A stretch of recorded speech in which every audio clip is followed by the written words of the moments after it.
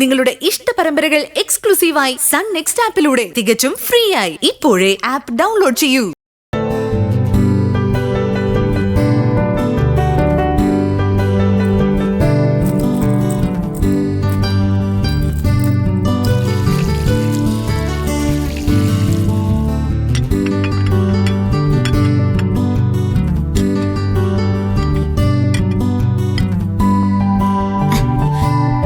മോനെ വിച്ചുട്ടാ, ആന്റി കോളേജിൽ പോട്ടെ. ടാറ്റാ.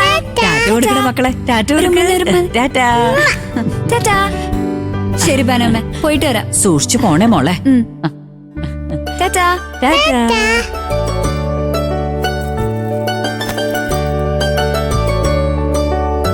ചേച്ചി. മഞ്ചാടി, ലഞ്ച് മുഴുവൻ കഴിച്ച് പാത്രം കഴുകിയിട്ട് ബാഗിൽ വെക്കാം. ഇന്നത്തെ ലഞ്ചും സുശീലാനിയുടെ സ്പെഷ്യലാണോ ചേച്ചി? എന്താന്നറിയില്ല, നിനക്ക് വേണ്ടി അമ്മ നന്നായി കഷ്ടപ്പെടുന്നുണ്ട്.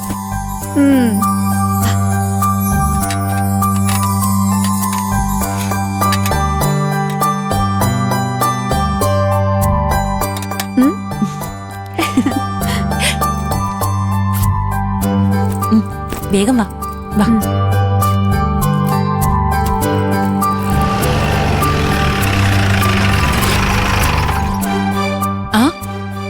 മോളെ, ദേ രഘുവേട്ടൻ വന്നിട്ടുണ്ട്.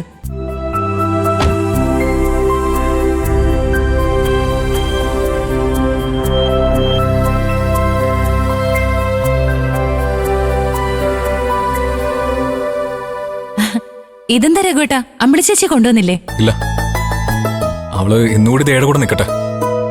നാളെ തിരിച്ചുമ്പോ ഇതിലേ വരാം. മഞ്ചാടി, കോളേജിൽ പോകാൻ ഇറങ്ങിയോ? ടൈമായി, ഞാൻ ഇറങ്ങട്ടെ. പിന്നെ അമ്മാൻ പറഞ്ഞിട്ട് ദാസങ്ങള് ഇന്നലെ സച്ചിസാറിന്റെ വീട്ടിൽ പോയിരുന്നു. ഡേറ്റ് ഒന്നും ഫിക്സ് ചെയ്തില്ല. അമ്മാവന്റെ തിരക്കൊക്കെ ഒന്ന് ഒഴിഞ്ഞ ശേഷം രണ്ടുപേരും ജോൾസിനെ പോയി കണ്ടോളാന്നാ സച്ചിസാറ് പറഞ്ഞിരിക്കുന്നത്. ശരി രഘുവേട്ടാ, അത് അവര് തീരുമാനിക്കട്ടെ. എന്റെ ബസ്സോ, ഞാൻ ഇറങ്ങട്ടെ. മഞ്ചാടി, ഞാൻ കൊണ്ടുവിടണോ? വേണ്ട രഘുവേട്ടാ, ഞാൻ പോയിക്കോളാം.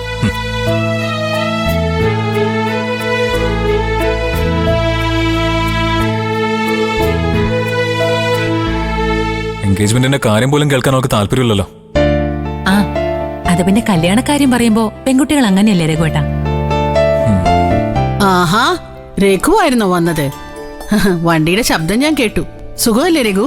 ഓ, കുഴപ്പമില്ലാതെ പോകുന്നു ആന്റി. ആന്റിക്ക് സുഖമാണല്ലോ അല്ലേ? ഓ പിന്നെ, ഞാൻ എന്റെ മൂത്ത മോന്റെ വീട്ടിലല്ലേ ഉള്ളത്. അവനും അനുപമയും എനിക്കിവിടെ എല്ലാത്തിനും ഉള്ള സ്വാതന്ത്ര്യം തന്നിട്ടുണ്ട്. അതുകൊണ്ട് സമയം പോകുന്നത് അറിയില്ല. എപ്പോഴും എന്തെങ്കിലുമൊക്കെ ചെയ്തോണ്ടിരിക്കേ ഇവിടെ. അത് നല്ലതാ ആന്റി. ഈ ജോലി ചെയ്യുന്നുണ്ടെങ്കിൽ പിന്നെ വേറെ വ്യായാമം ഒന്നും വേണ്ട. ഇല്ലെങ്കിലേ ആന്റി പെട്ടെന്ന് വണ്ണം വെക്കും. അത് ശരിയാ. രഘു അകത്തേക്ക് കയറിയിരിക്കെ, ഞാൻ ചായ എടുക്കാം.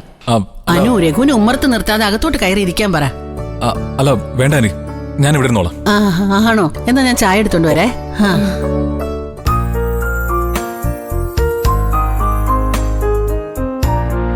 അനു, ആന്റി ആളൊക്കെ മാറിയല്ലോ, എന്തുപറ്റി?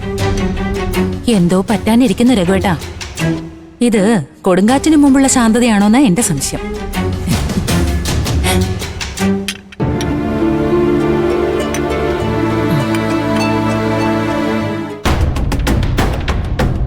രഘു വന്നത് എന്തോ കാര്യം അനുപമയെ അറിയിക്കാൻ വേണ്ടിയാവും.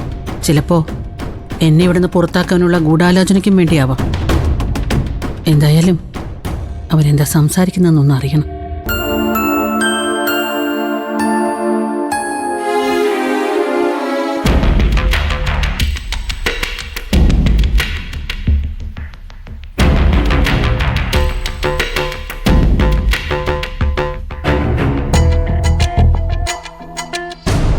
കുറച്ചു ദിവസം തണലിലെ ട്രീറ്റ്മെന്റ് ആയതുകൊണ്ട് ദയക്കിപ്പോ കുഴപ്പമൊന്നും ഉണ്ടാവില്ലെന്നാ ഞാൻ വിചാരിച്ചത്.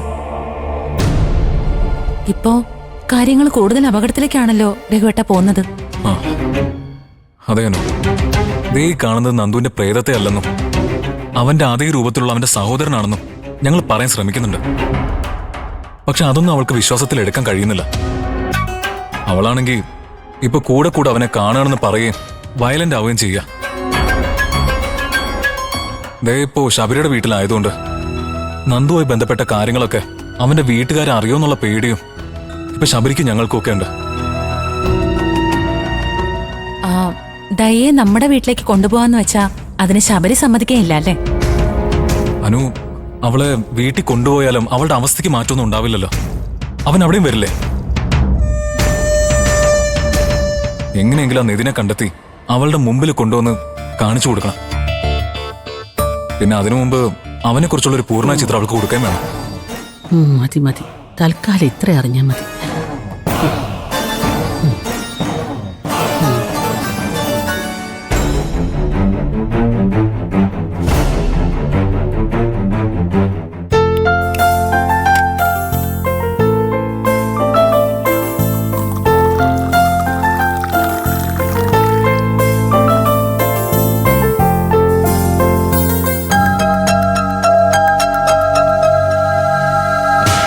കുടിക്കാലോ അല്ലേ?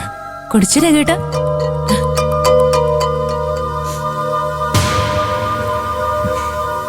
അഭിനയായാലും സുശീലാന്റിക്ക് ഇങ്ങനെയും മനുഷ്യരോട് പെരുമാറാറിയാലേ. ഒന്നും അറിയാഞ്ഞിട്ടല്ലല്ലോ രഘുവേട്ട. എന്നെ നമ്മുടെ കുടുംബത്തെയും ആദ്യമേ തന്നെ അമ്മയ്ക്ക് വെറുപ്പാ. അതെന്തുകൊണ്ടാന്നൊന്നും എനിക്കറിയില്ല.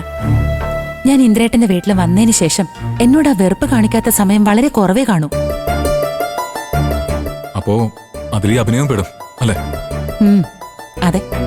എപ്പോഴൊക്കെ അമ്മ എന്നോട് സ്നേഹം കാണിച്ചിട്ടുണ്ടോ അതെന്തെങ്കിലുമൊക്കെ ലക്ഷ്യം വെച്ചുള്ള നീക്കമായിരുന്നു. ഈ തരുന്ന സന്തോഷത്തിന് ഇന്ദ്രേട്ടൻ തിരിച്ചു വരുന്നതോടെ ഒരു വലിയ തിരിച്ചടി ഞാൻ പ്രതീക്ഷിക്കുന്നുണ്ട്. അല്ല, ഞാൻ പറഞ്ഞെന്താ? മോനെ രഘു, അതെ, നീ ഊണ് കഴിച്ചിട്ടല്ലേ പോവൂ? ഇന്നേ മീൻ കിട്ടിയിട്ടില്ല, അതുകൊണ്ട് ചിക്കൻ വാങ്ങിക്കാന്ന് വിചാരിക്ക. അല്ലെങ്കിൽ പിന്നെ ഞാൻ ഊണ് കഴിക്കാനൊന്നും ഉണ്ടാവില്ല. അയ്യോ, അതെന്താ? ദാസങ്ങളോട് തന്നെ വെയിറ്റ് ചെയ്ത് നിൽക്കാം. ഓ, നീ എപ്പോഴും ഇങ്ങോട്ട് വന്ന് അവിടെ നല്ല ആഹാരം കഴിക്കുന്നേ. ഇന്നൊരു ദിവസം ഇവിടുന്ന് കഴിച്ചാൽ ഒരു കുഴപ്പം ഉണ്ടാകാൻ പോകുന്നില്ല. അനുപമേ, ഭാനുവും ഇവിടെ ഉണ്ടല്ലോ, ഞാൻ വേഗം കടയിൽ പോയി ചിക്കൻ മേടിച്ചോണ്ട് വരാം. രഘു ഇരിക്കേ. ശരി അമ്മ. ഇതിപ്പോ ഒന്നും മനസ്സിലാവുന്നില്ലല്ലോ അനു. വിടുതരാത്ത പോക്കാണല്ലോ. അതെ, അവരിപ്പോ ഈ പോയതിൽ പോലും എന്തെങ്കിലും കണക്കൂട്ടൽ കാണും. ഭാനുമ ഇവിടെ ഉള്ളതുകൊണ്ട് പ്രശ്നമില്ല. ഇല്ലെങ്കിൽ എന്നെയും രഘുവേട്ടനെയും ചേർത്ത് വരെ അവർ അപവാദം ഉണ്ടാക്കി പറയും.